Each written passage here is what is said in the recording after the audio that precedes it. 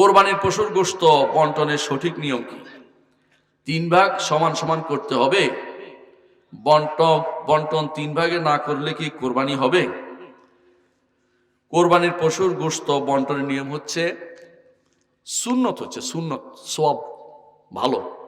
যদি সুযোগ থাকে, শুধু বাধ্যবাধকতা নাই, আবার বলছি বাধ্যবাধকতা নাই, যদি সুযোগ থাকে তাহলে কি করবেন? 3 ভাগ করবেন। 1 ভাগ গরিবদের দিবেন, 1 ভাগ আত্মীয়দের দিবেন, 1 ভাগ নিজেরা খাবেন। যদি আপনার ঘরে অভাব না থাকে, খেয়াল করবেন কথাটা, ঘরে যদি অভাব থাকে ওই ফুটানি দেখাবেন না, কথা বুঝেন কিনা?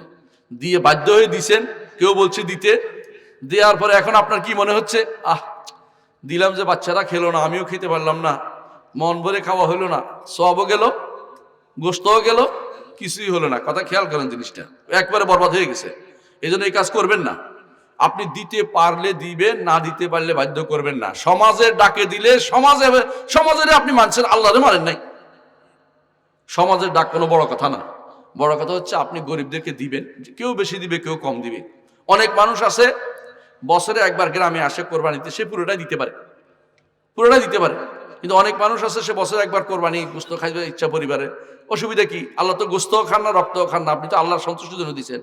গোশত আপনি খেতে পারবেন, কিন্তু গোশত সব দান করে দিতে হবে, বাধ্যতামূলক কোনো কিছু নাই। সুতরাং 3 ভাগ না করলে কোরবানির কোনো সমস্যা হবে না। কথা কি বুঝাতে পারছি?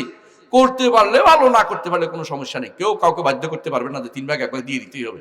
আপনাদের এলাকায় এটা হয় আমি জানি, 3 ভাগ করে দিয়ে দেয়। আমার ছাত্র বলেছে, এটা আমি জানতাম না। স্যার 3 ভাগ করে দেওয়ার পরে আবার এটা ভাগ করে, আবার এটা হয়। আমি এগুলো কোন শিখাইছি, কে শিখেছে এগুলি?